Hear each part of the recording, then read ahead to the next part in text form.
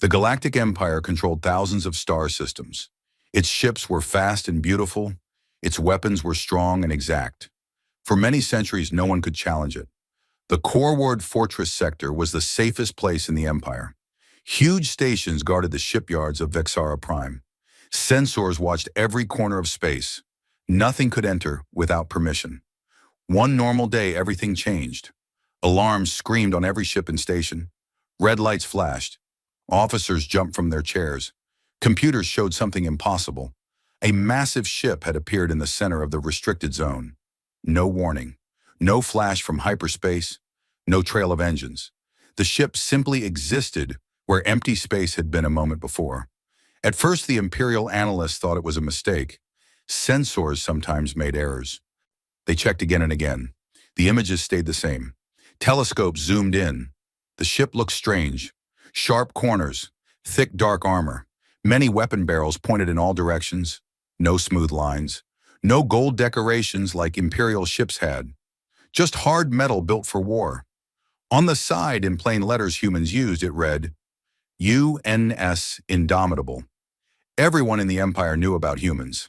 They came from one small blue planet in a quiet corner of the galaxy. They had only traveled between stars for about 200 years. Very young race. The Empire saw them as weak and primitive. Long ago, the Empire made a treaty with Earth. Humans promised to stay inside their home system. The Empire promised to leave them alone. Everyone believed humans were too busy fighting among themselves to become dangerous.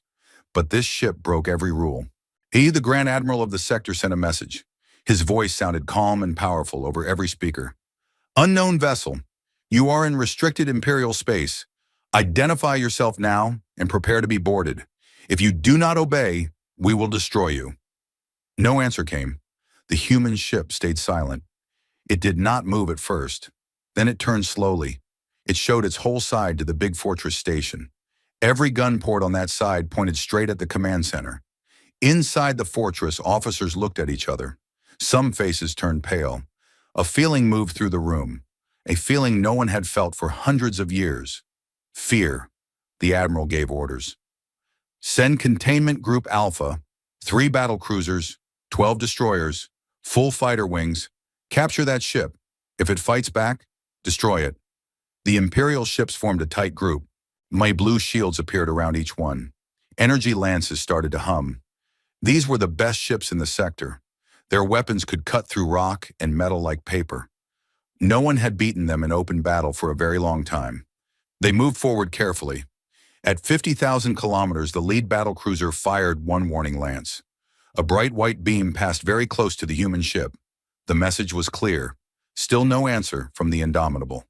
At 30,000 kilometers, the whole group opened fire. Dozens of energy lances shot forward. Bright beams filled the darkness of space. That was when the human ship moved. It did not glide like Imperial ships. It jumped. Hard. Fast. Engines roared. The ship accelerated so quickly that any normal species inside would have died instantly from the force. Over 200 times normal gravity pulled on the crew. But the humans did not die. Inside the Indomitable, men and women sat in strong chairs. Special suits pressed tight against their skin.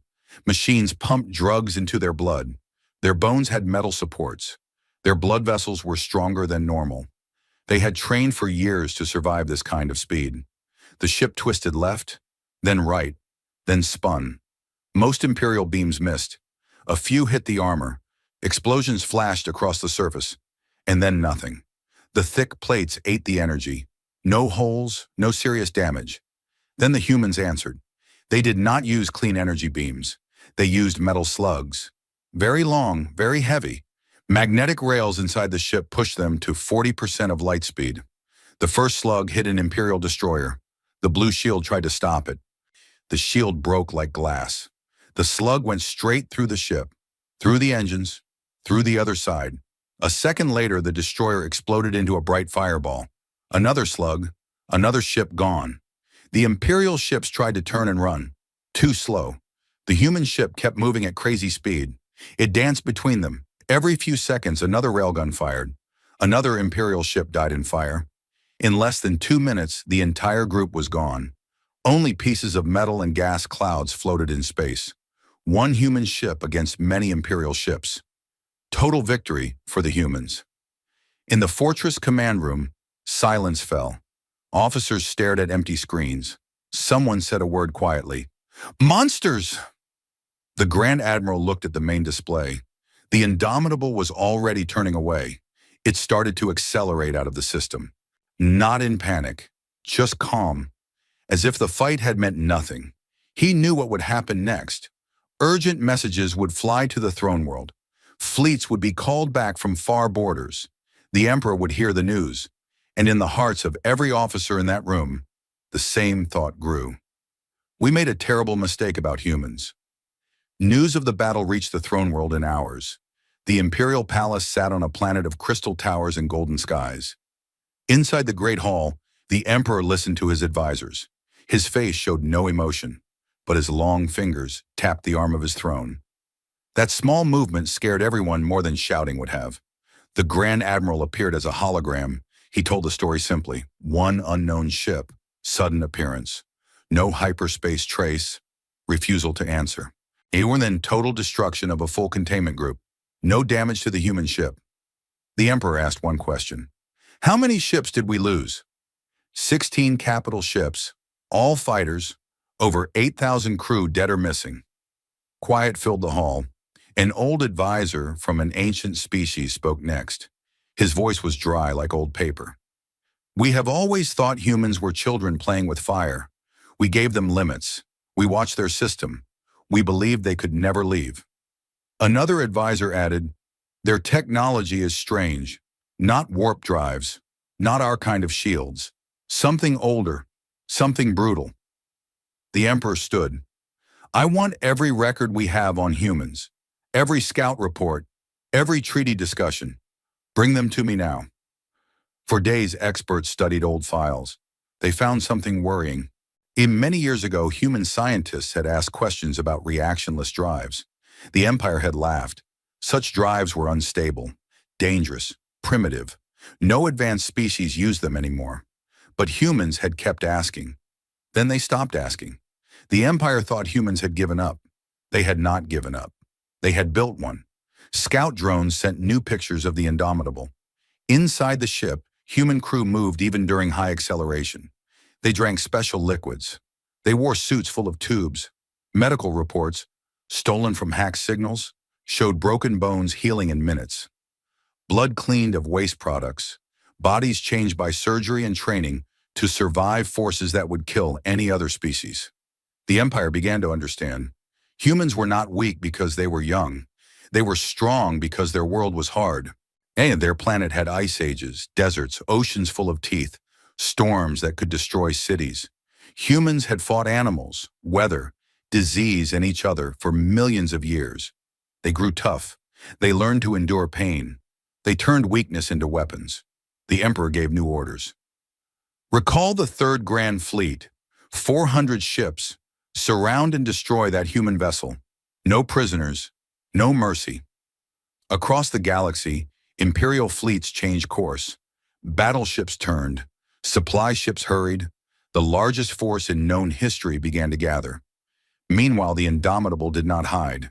It moved deeper into Imperial space, slow enough to be followed, fast enough to escape if needed. It seemed to wait. Small scout ships watched from far away. They sent pictures of human activity. Crew exercised in high-gravity rooms. Engineers checked huge railguns. Pilots practiced in small fighters that looked like angry insects. One scout drone got close enough to catch a radio message between human crew members. A woman laughed. They really thought we would stay locked in our yard forever, a man answered. Arrogance makes blind. The drone was destroyed a moment later, but the words stayed in the reports. On the throne world, fear started to spread. Not loud fear, quiet fear. Officers spoke in low voices.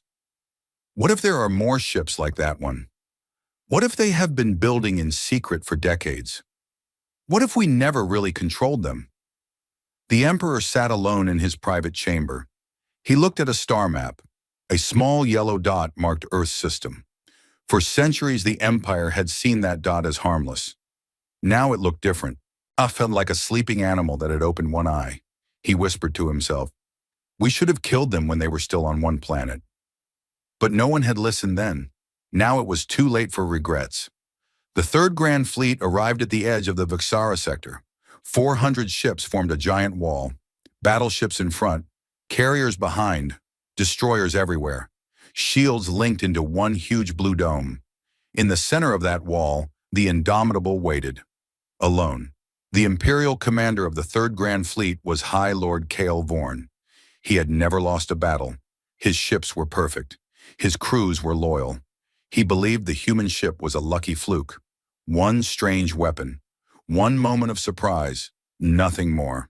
He sent the final demand.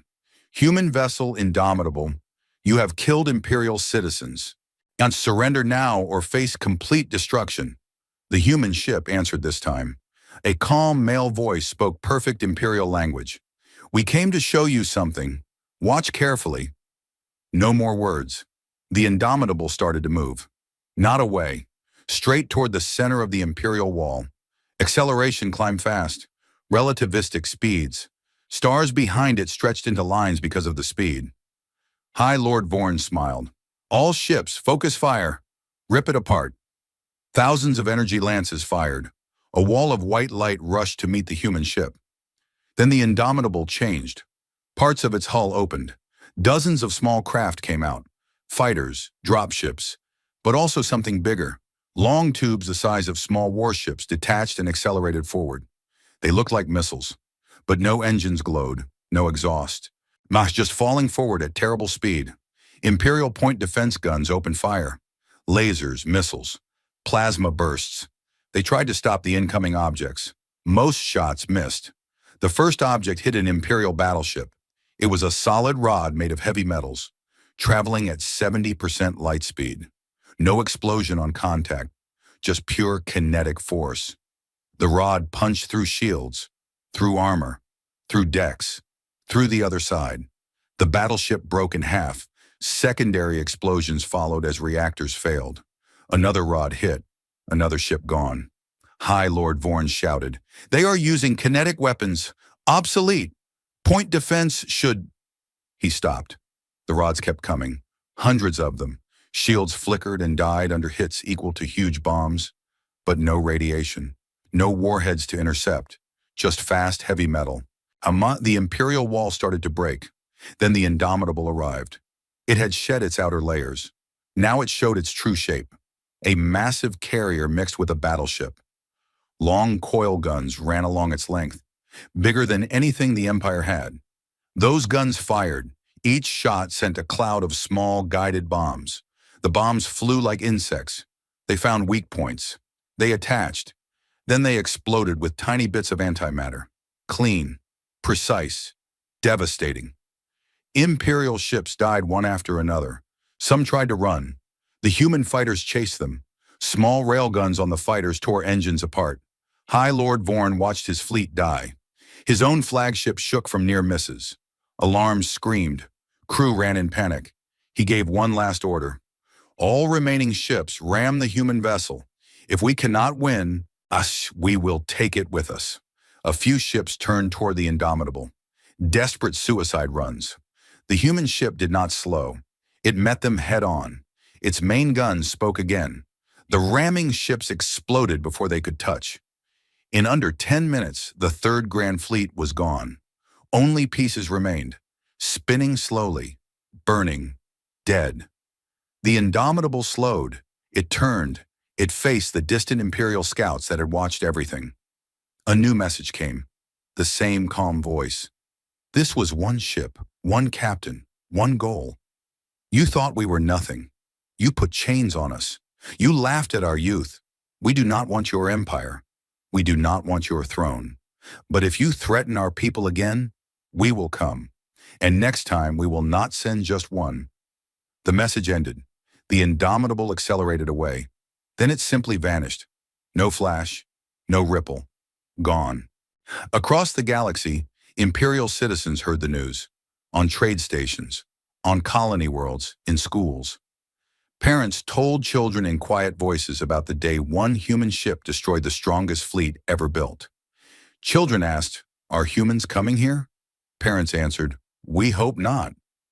For the first time in centuries, the Galactic Empire remembered what fear felt like.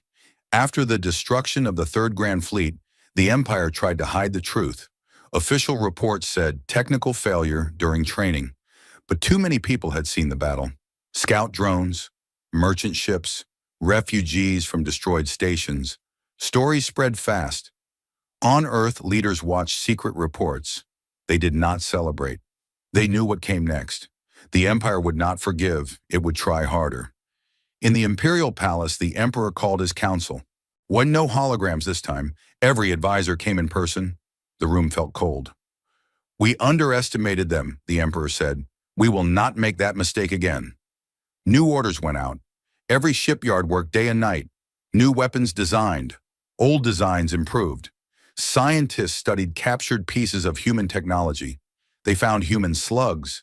They found parts of drives. Nothing worked when they tried to copy it. Human engineering was too strange, too simple, too effective. At the same time, spies tried to enter human space. Most never returned. The few that did brought bad news. Earth had not one ship like Indomitable. It had many, hidden in asteroid belts, under oceans, behind moons, some bigger, some smaller. Some carried weapons no one understood. One spy saw a shipyard inside a hollow moon. Hundreds of railguns being built. Lines of fighters ready to launch. Humans worked without fear. They sang songs while they welded armor. The Empire decided on total war. No more single fleets. The entire border would be reinforced. Every system near human space got new stations, new minefields, new sensor nets. But humans did not attack again, not yet. Instead, small groups of human ships appeared near Imperial colonies. They did not fire. They just watched. Sometimes they broadcast messages. One message said, "We see you building war machines. Stop, or we will stop you." Another said, "Your people live on many worlds. Our people live on few. Think about what that means if war comes." The Empire answered with threats. "We have trillions. You have billions. We will crush you." Humans answered, "Numbers did not help your third fleet." Silence followed. Inside human space, factories ran 24 hours. New ships grew. Crews trained in simulators that copied Imperial weapons. Scientists improved drives, made railguns longer, made slugs denser. Children learned history, not just human history, galactic history. They learned why the Empire feared them now. On Earth, a young pilot asked her teacher, "Will we win if they come?" The teacher answered, "We do not want to win their empire. We want them to leave us alone. If they do not, we will make sure they never forget the price." Months passed. The Empire waited. Humans waited. Then one day a small human ship appeared near an Imperial border station. It carried no weapons. Only a single passenger, a human ambassador. She met Imperial diplomats on a neutral station. She spoke quietly. "We do not want war, but we will fight if you force us. Lift the old treaty. Let us travel. Let us trade. Let our people live free, or continue the old way, and see what happens next." The diplomats laughed at first. Then they remembered burning ships. They remembered one voice saying, "Next time we will not send just one." They sent the message to the throne world. The Emperor read it. He sat silent for a long time. Finally he spoke. "Tell them, we will discuss terms." It was not surrender, not yet, but it was the first time the Empire had ever backed down. Years later, the galaxy was different. The old treaty was gone. Humans traveled freely. Their ships appeared in trade ports. Their merchants sold goods. Their scientists shared ideas. But everyone watched them carefully. No one forgot the Indomitable. On quiet nights in bars on distant worlds, aliens told stories. They spoke of the day a single ugly ship appeared from nowhere. They spoke of railguns that ignored shields, of acceleration that broke bodies, of humans who fought under forces that should have killed them. Children listened with wide eyes. "Are humans dangerous?" they asked. The adults answered, "Only if you make them angry." On Earth, life continued. People worked, laughed, loved, built families. But every adult knew the truth. Peace was not free. It was paid for with readiness. In hidden bases, ships waited. New Indomitables, larger ones, stranger ones, crews trained every day. They hoped they would never need to fight again, but they were ready if the day came. One old captain who had served on the original Indomitable sat on a porch and looked at the stars. His hair was white now. His hands shook a little. A young officer asked him, "Sir, do you think the Empire will ever try again?" The captain smiled slowly. "They might. Arrogance dies hard. But they remember now. They remember one ship. They remember what happened when they underestimated us. And that memory will keep the peace longer than any treaty." He looked up at the sky. Somewhere out there among the stars, his old ship and her sisters waited. Silent, patient, without mercy if needed. The galaxy had learned a hard lesson. Humanity was not young anymore. Humanity was awake, and the stars would never feel quite so safe again. Here is part 6 of the story. It continues directly from part 5, written in the same style. Simple and basic English, third-person view, around 1,000 words, approximately 990 words. No extra headings or part numbers inside the text. Years passed after the Empire agreed to talk. The old borders opened slowly. Human ships began to appear in neutral trade stations. At first, the aliens kept far away. They watched from corners. They whispered when humans walked past. But humans did not shout. They did not show weapons. They traded food, tools, music, stories. They bought rare metals and strange plants. They paid fairly. They left quietly. Many aliens started to relax. A few even became friends. A young merchant from a bird-like species named Lyra began selling glowing crystals to human captains. One day she asked a human trader named Marcus, "Why did your people stay quiet so long? You could have come out earlier." Marcus smiled a little. "We were waiting to see if you would attack again. When you didn't, we decided peace was better than more fighting." Lyra looked at the floor. "Many of us lost family in the old wars. We were told humans were wild, dangerous, like animals with guns." Marcus nodded. "We heard the same about you. Big empire, cold hearts, ready to crush anyone who disobeys." They both laughed quietly. It was not a happy laugh. It was the laugh of people who had seen too much death.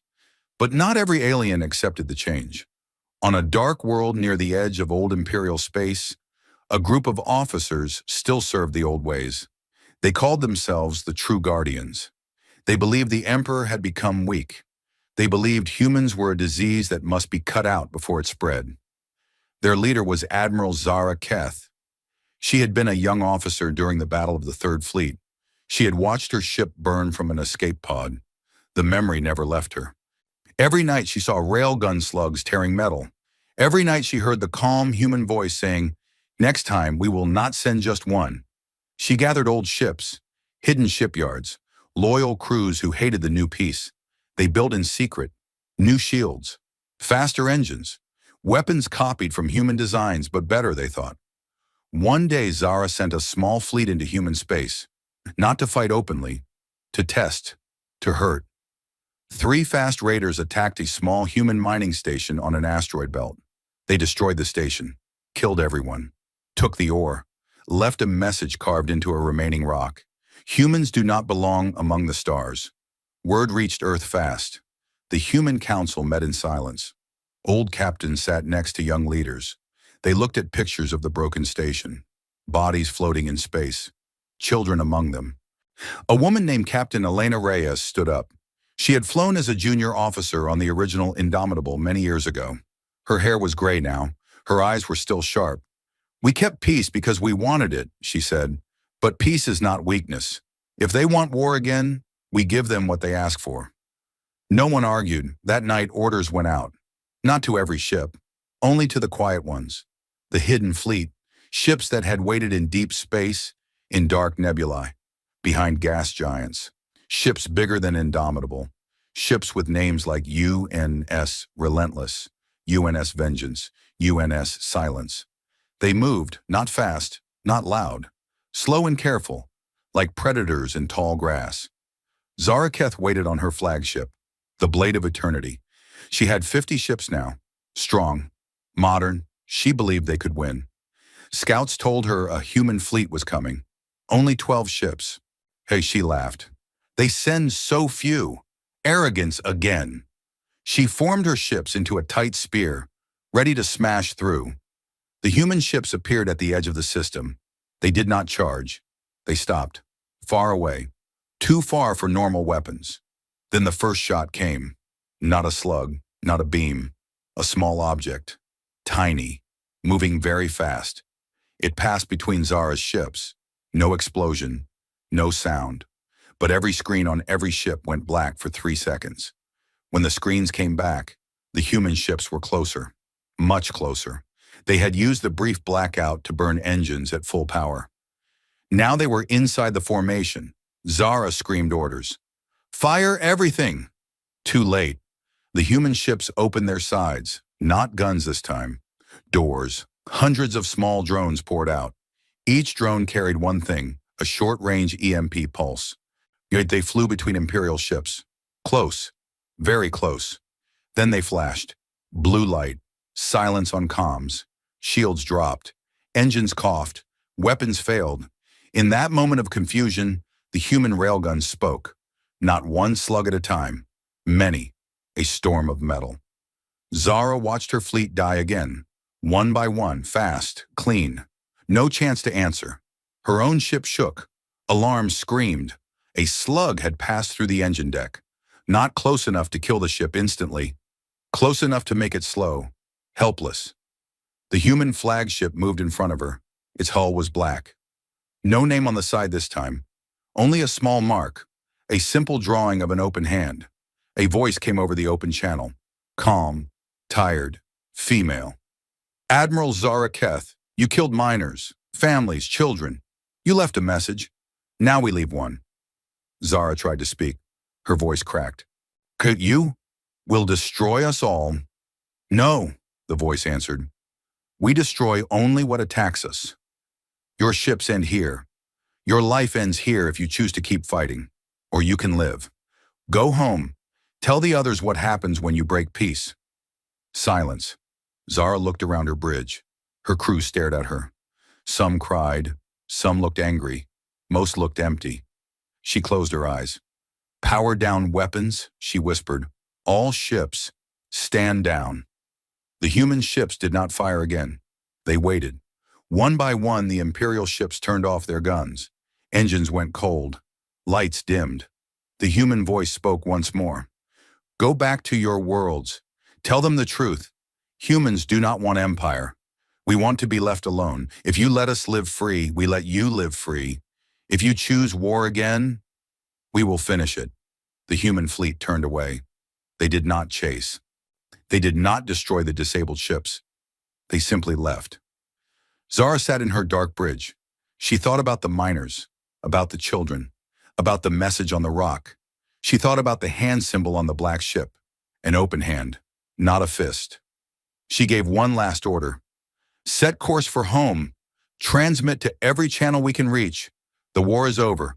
We lost, and we were wrong. Years later, the story of the true Guardians faded. Most people did not remember Zara's name. They remembered the open hand. On trade stations, human children played with alien children. They laughed together. They shared food.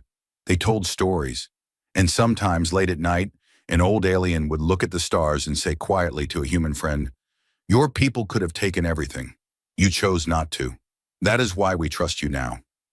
The human would only nod. One, because some lessons are written in fire, and some are written in silence.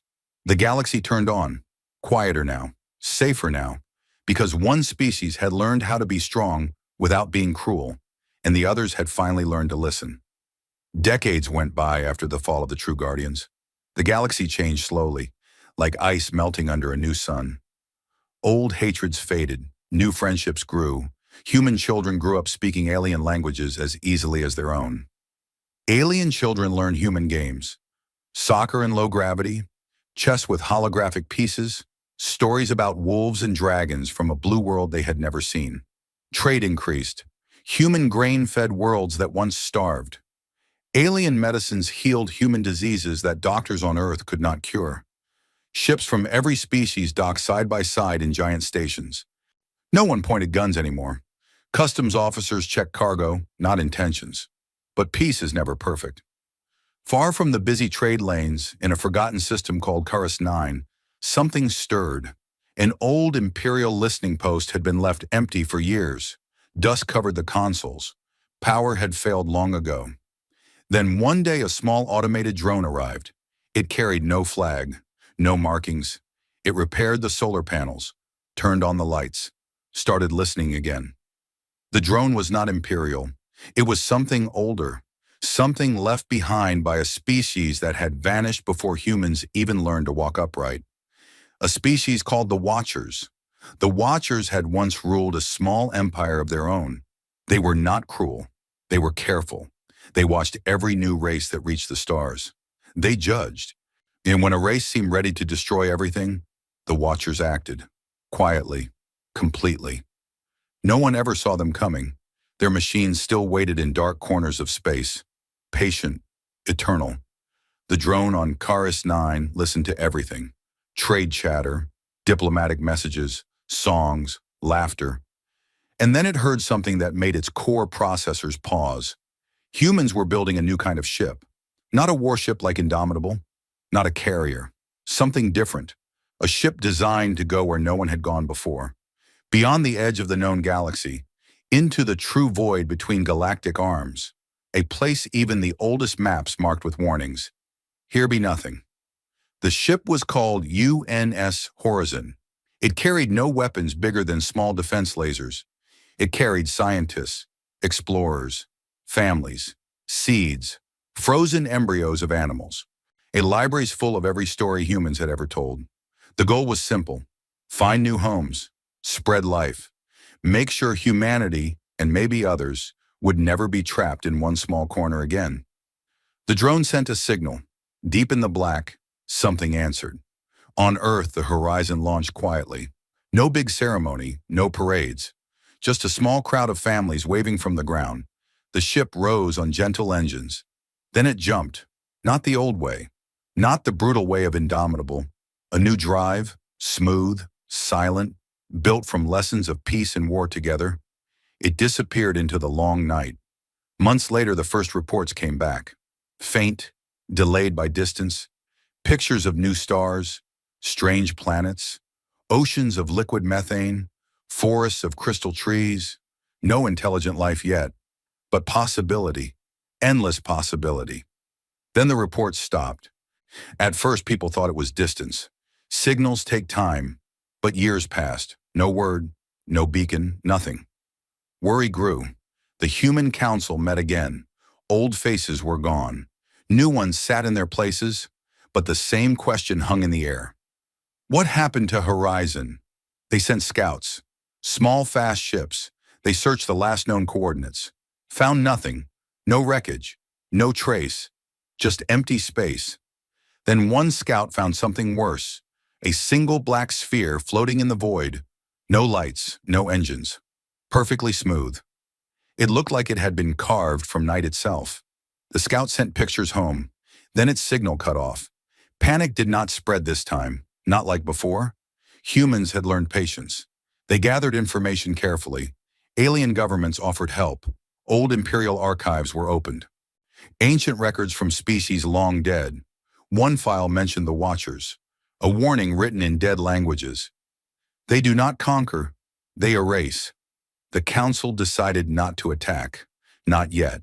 Instead, they sent a message, not in anger, in calm words. A single ship went out, not armed, not fast, just honest. It carried one person, Captain Aisha Malik, granddaughter of Elena Reyes from the old Indomitable days. She had gray in her hair now. She had flown many ships. She had lost friends to the True Guardians. She had seen peace grow. She believed in it. Her ship, UNS Bridge, approached the black sphere slowly. No weapons powered, no shields up, just open channels. Aisha spoke. We are humans. We come in peace. Our ship Horizon is missing. If you have taken it, tell us why. If you fear us, tell us why. We do not want war. We want understanding. For hours, nothing happened. Then the sphere opened. Not with doors, with light. Soft white light that formed shapes. Words appeared in the void, in perfect human English. You spread too fast. You carry fire in your hearts. One day you will burn everything. Aisha answered without hesitation. We carried fire when we were young. We burned ourselves many times. We learned. We stopped burning what we love. Now we carry light too. We want to share it, not destroy. Silence again. More words formed. You are young. You change. We have seen young races destroy galaxies. We act to protect. Isha smiled sadly. Then watch us longer. Let Horizon go. Let us prove we can be trusted. If we fail, act then, but give us the chance. The sphere pulsed, once, twice, then it vanished. Minutes later, a signal came from far away. Horizon's beacon. Alive. Intact. The crew confused but safe. They had been held in a pocket of folded space. No harm done, only held. The sphere reappeared one last time. Words formed again. We will watch, not from close, not from far. We will watch. Do not make us act. Then it was gone forever. Horizon returned home years later. The crew told stories of empty worlds, beautiful dangers, new life forms. They brought samples, plants, rocks, data. They also brought something else. Hope. The galaxy heard the story. Not as a victory, not as a defeat, as a warning, and as proof. Humans could reach beyond fear, beyond old hatreds, beyond even the Watchers. On quiet nights now, people look at the stars differently. Not with fear, not with pride, with careful wonder.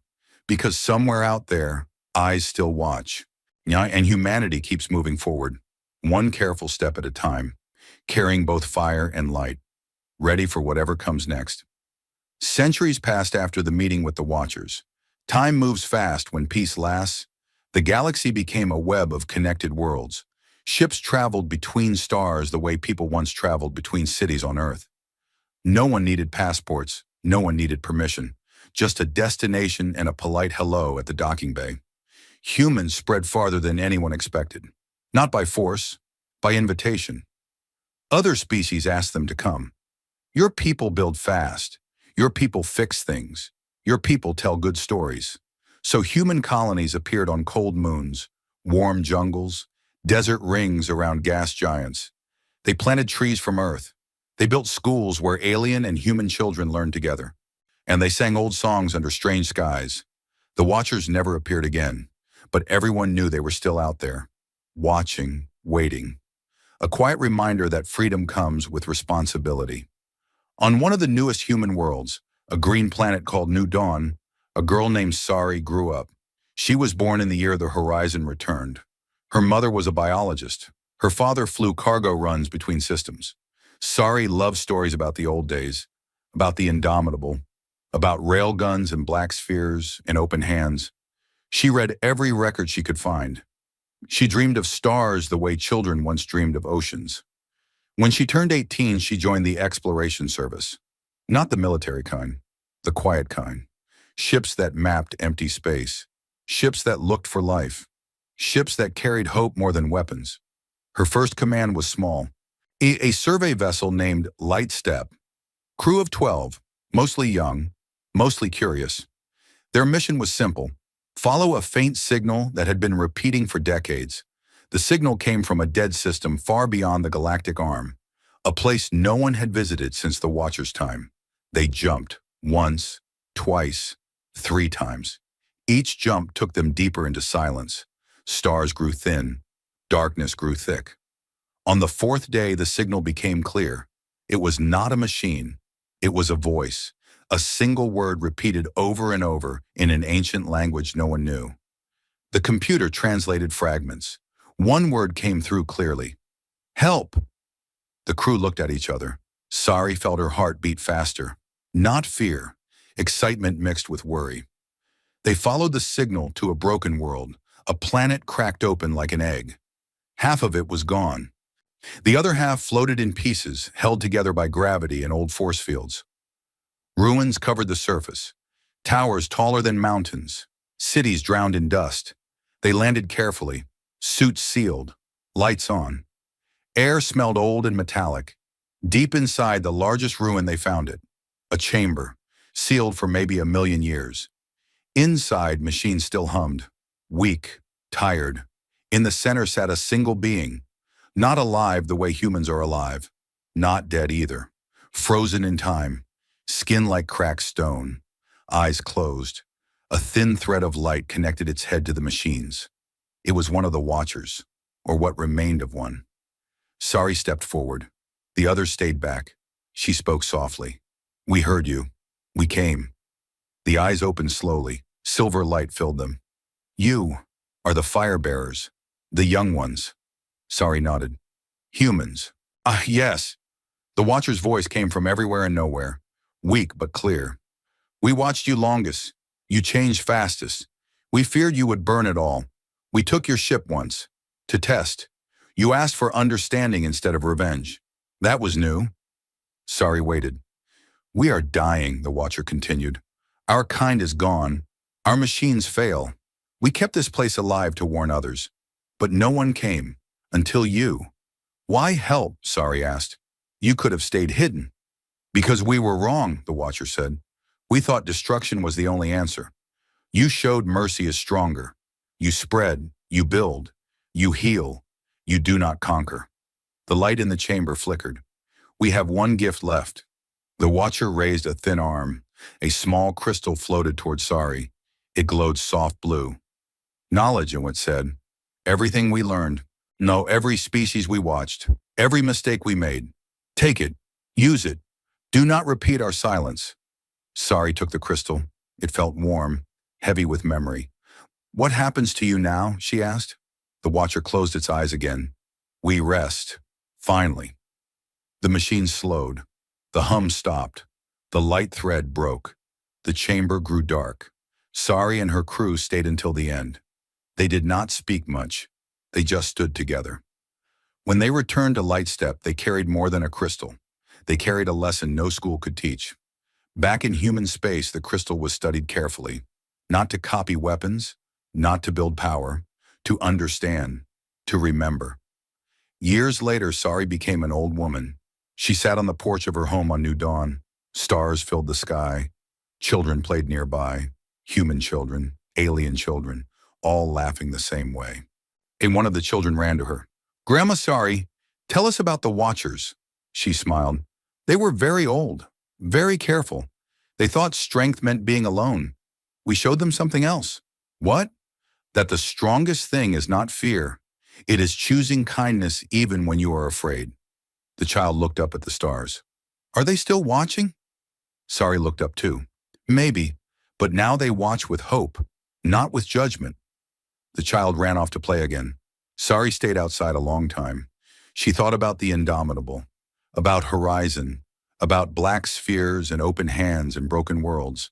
She thought about how a single choice, to talk instead of fight, changed everything. The galaxy turned quietly. No more great wars, no more hidden fleets. Just people, human and not, living, learning, exploring.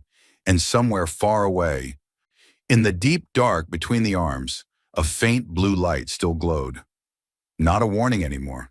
A small, steady promise. That even the oldest Watchers can learn. That even the youngest races can grow wise. That the stars are big enough for everyone. If everyone remembers to keep choosing light over fire. Sari closed her eyes. She smiled. And the night felt warmer than it ever had before. 1,000 years after the Indomitable first appeared from nowhere, the galaxy no longer remembered empires the way it once did. The old Galactic Empire had become a quiet federation of worlds. Loose, polite, mostly equal. No single throne, no single emperor. Just councils that met every few decades to share maps, trade rules, and warnings about old dangers. Humans were everywhere now. Not the most numerous, not the oldest. But somehow always present when something new happened. Their ships still carried the same blunt names. Relentless, Silence, Horizon's Child. Their people still told the same old stories around campfires on new planets. Stories of railguns punching through shields. Of voices saying, "Next time we will not send just one." Of black spheres that learned mercy. Most young people treated those stories like fairy tales. That was before we knew better, they said. That was when everyone was afraid. But some still listened carefully. On a small research station orbiting a red dwarf star called Alara's Lantern, a team of mixed scientists, human, insectoid, crystalline, feathered, found something strange, a faint gravitational ripple. Not natural, not a ship. Something older than the Watchers. Something that should not exist. They called it the Echo. The Echo was a bubble in spacetime. Inside it, time moved differently. Seconds outside became years inside. The bubble drifted slowly through the galaxy, touching systems for a few days, then moving on. No one had ever entered one and come back unchanged. The team leader was Dr. Kale Rin, a human woman whose great-great-grandmother had once served on the original Horizon. Kale was calm, curious. She believed questions were more important than answers. She proposed a simple plan. One volunteer, one small probe. We send both inside. We watch what happens. The council debated for months. Some said it was too dangerous. Others said it was too tempting. In the end, curiosity won. Kale herself volunteered. She prepared a small capsule.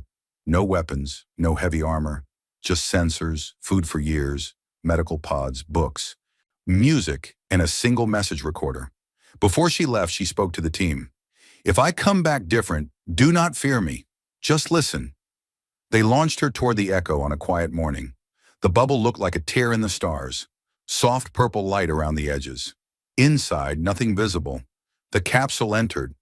For those outside, 3 days passed. For Kale, 30 years passed. She lived inside the Echo. She saw stars being born. She saw civilizations rise and fall and fast forward.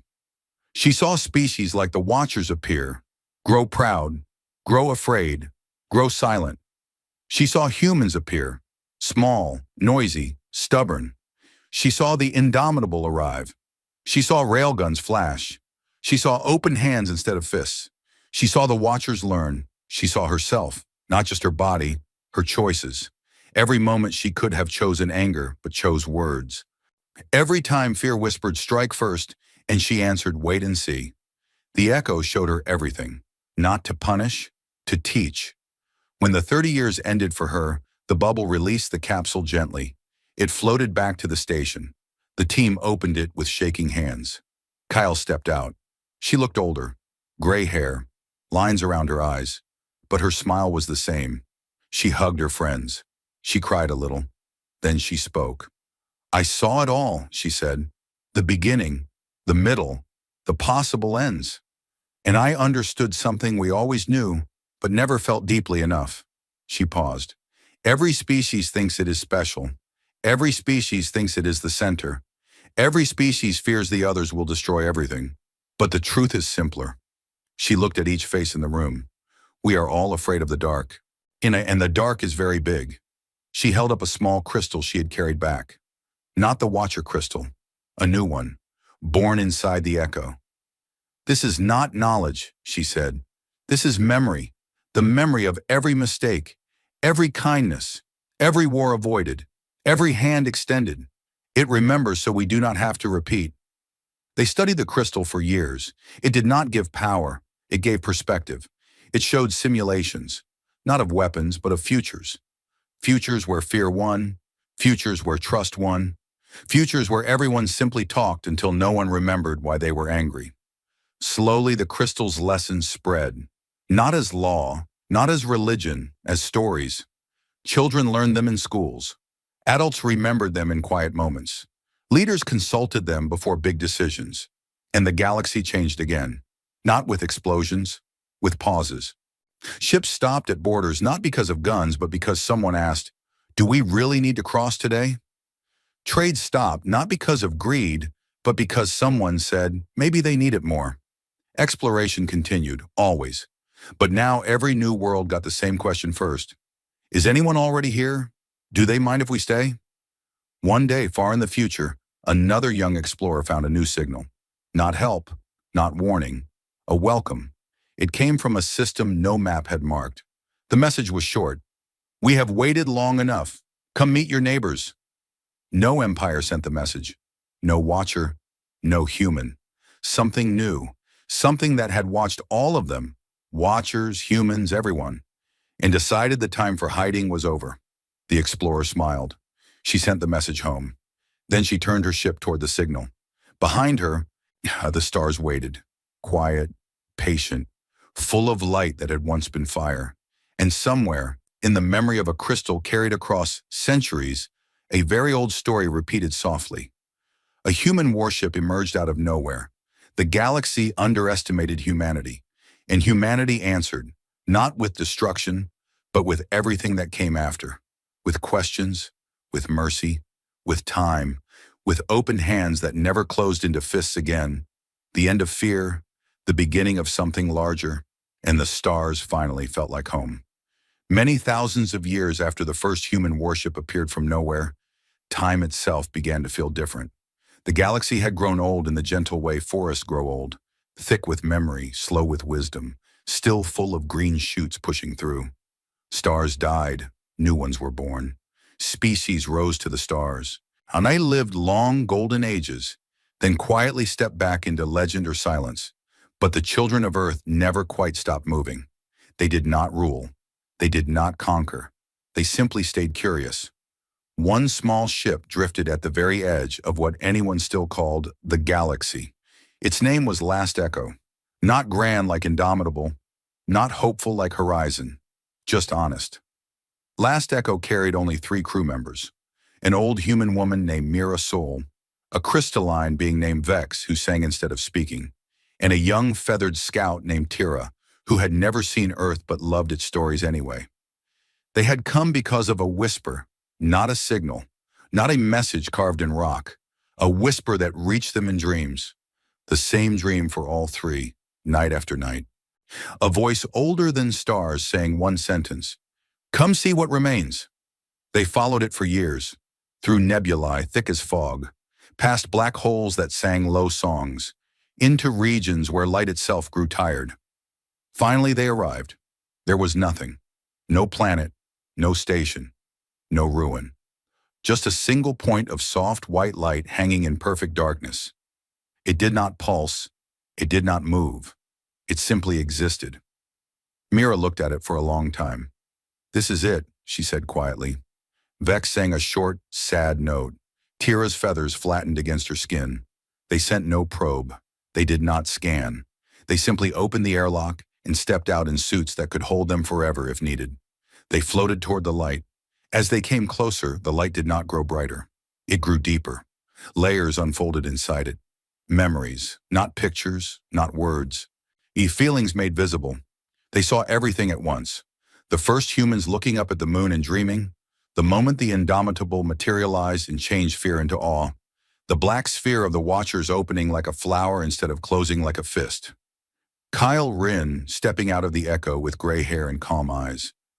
Sari sitting on a porch telling children about open hands. They saw wars that never happened because someone chose to wait one more day. They saw strangers meeting for the first time and sharing food instead of weapons. They saw children, human, crystalline, feathered, scaled, winged, playing together under every kind of sky. And then they saw the end of fear, not the end of danger. Danger would always exist, but the end of the kind of fear that makes hands close into fists. The light spoke without sound. Yet you kept choosing him, it said. Even when it was hard, even when no one watched, even when the easy choice was anger. Mira felt tears inside her helmet, not sad tears, full tears, like a cup that had been empty too long, finally overflowing. "Why us?" she asked. "Why show this to us now?" The light answered. "Because you never stopped asking why.